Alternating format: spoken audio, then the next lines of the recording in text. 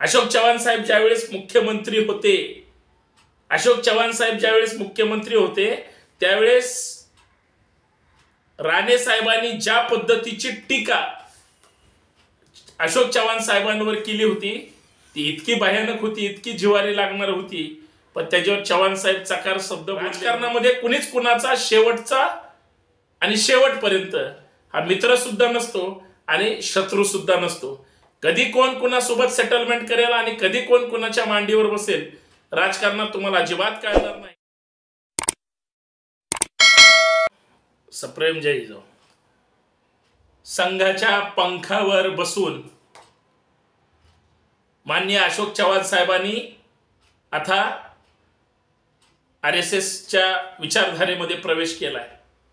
अशोक चव्हाण साहेब काहीच दिवसात आता RSSची त्या ठिकाणी चड्डी असेल, पॅन्ट असेल, त्यांची भूमिका असेल हे त्यांना आता मान्य करावे लागेल.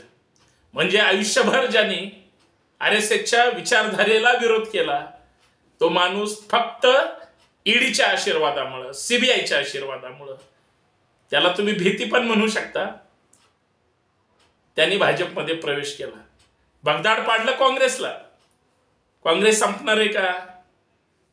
ज्या चव्हाण साहेबांचा एवढा मोठा बोलबाला केला जातो, नक्कीच ते महाराष्ट्राचे मोठे नेते आहेत, मातब्बर नेते आहेत, पण चव्हाण साहेब सुद्धा स्वतः लोकसभेच्या निवडणुकीमध्ये हे पडलेले उमेदवार आहेत हे सुद्धा विसरू नका.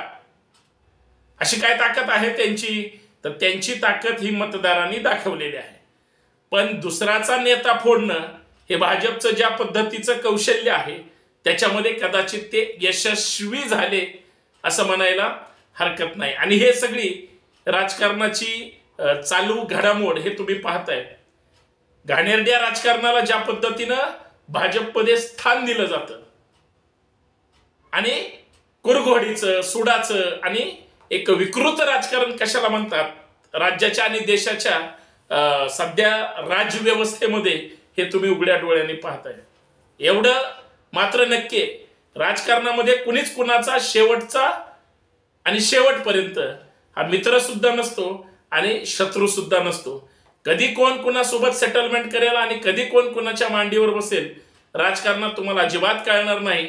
आणि माध्यमांवर तर तुम्हाला हे सगळं रोज उघड्या डोळ्यांनी पाहावं लागतं. या कळपातला ह्या कळपात, ह्या कळपातला ह्या कळपात, असा राजकीय तमाशा सुरू आहे. पण या सगळ्यांच्या पुढे जाऊन मला चर्चा करायची नारायण राणे साहेबांच्या संदर्भात, मला चर्चा करायची अशोक चव्हाण साहेबांच्या संदर्भात. अशोक चव्हाण साहेब ज्यावेळेस मुख्यमंत्री होते त्यावेळेस राणे साहेबांनी ज्या पद्धतीची टीका अशोक चव्हाण साहेबांवर केली होती ती इतकी भयानक होती, इतकी जिव्हारी लागणार होती, पण त्याच्यावर चव्हाण साहेब चकार शब्द बोलले नव्हते. काय टीका करायची असेल त्यावेळेस त्यांनी त्यांच्या मितभाषी 2-4 शब्दामध्ये कदाचित ते बोलले असतील. पण सगळ्यात महत्वाचं दुर्दैव, राणे साहेबांनी त्यांचं जे काही फेल्युअर आहे हे ताकदीनं मांडण्याचं काम त्या ठिकाणी केलं होतं. तेच राणे आणि तेच चव्हाण आता एका पक्षामध्ये आहेत, कदाचित एका सभागृहामध्ये सुद्धा बसतील. कारण ज्या पद्धतीनं राज्यसभा अशोक चव्हाण साहेबांना खुणवते, मोदी साहेबांनी शब्द दिलाय, शहा साहेब दिलेला शब्द पाळणार आहेत आणि नड्डा साहेबांनी प्रादेशिक पक्ष संपवत असताना राष्ट्रीय पक्ष जो प्रमुख विरोधी पक्ष आहे काँग्रेस, त्याला सुद्धा जो खिळखिळी करण्याचा जो संकल्प त्या ठिकाणी उचललेला आहे त्याला समर्थन अशोक चव्हाण साहेबांनी दिलंय असं म्हणायला हरकत नाही. तुम्हाला जर आठवत असेल तर ज्या पद्धतीची टीका राणे साहेब त्यांच्या स्टाईलने करतात त्यावेळेस अशोक चव्हाण साहेबांवर तर किती भयानक टीका केली होती.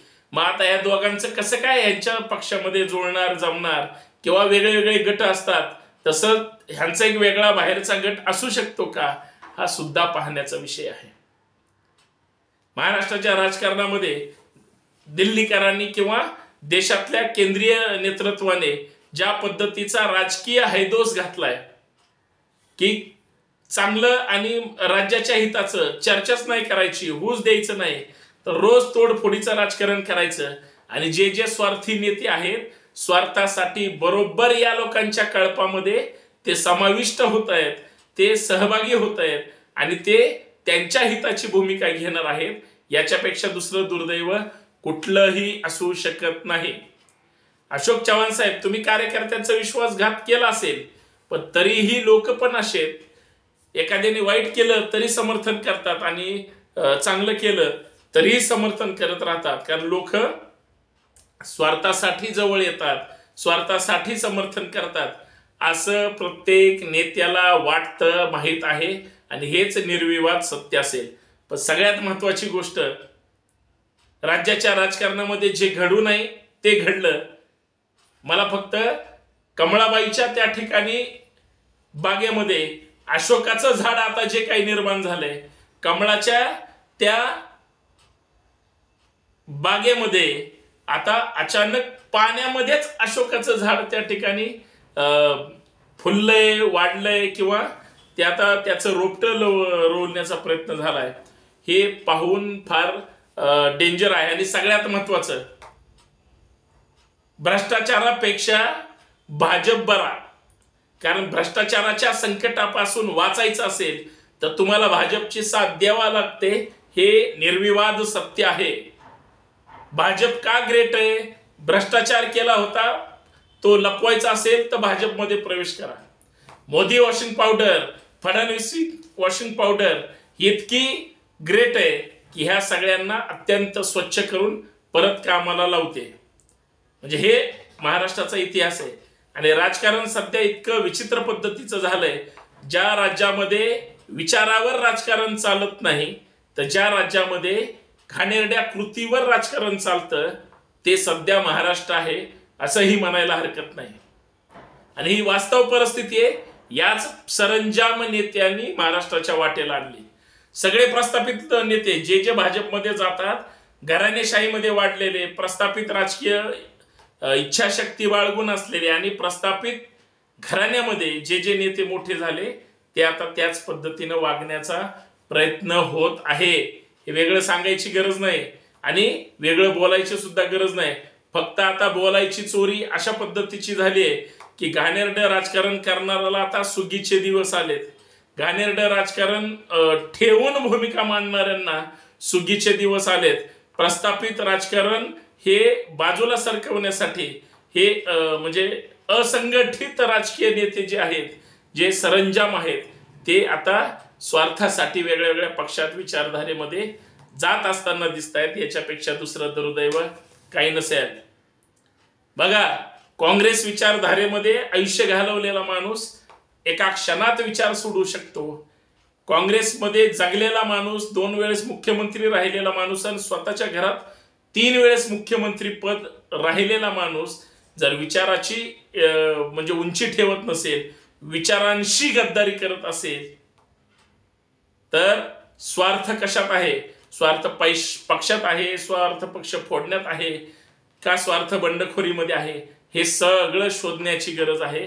पण महाराष्ट्रामध्ये जी काही उतरती कळा लागलेली आहे त्याच्यात कोकणातला एक नेता भाजपमध्ये गेला, काँग्रेसमधला एक नेता भाजपमध्ये गेला आणि राणे साहेबांच्या रूपाने परखड त्या ठिकाणी भूमिका मांडणारे राणे पितापुत्र सगळे ते आता अशोक चव्हाण साहेबांच्या बाबतीत काय बोलतील? कारण नितेश राणेंचं त्यावेळेचं स्टेटमेंट, त्यावेळेस खासदार नितेश राणे होते किंवा निलेश राणे साहेबांचं आमदार म्हणून असलेलं त्यांचं त्यावेळेचं कॉन्ट्रीब्युशन किंवा त्यांचं मत हे अशोक चव्हाण साहेबांच्या विरोधात होतं. आता ही कोणती भूमिका मांडणार हाच एक संशोधनाचा विषय. पण फार असं काही जमेल असं अजिबात वाटत नाही. कारण मैं बडा की तू बडा ही स्पर्धा आता भाजपमध्ये रंगणार आहे, हे लक्षात ठेवा. धन्यवाद. जय जाऊ जय शिव.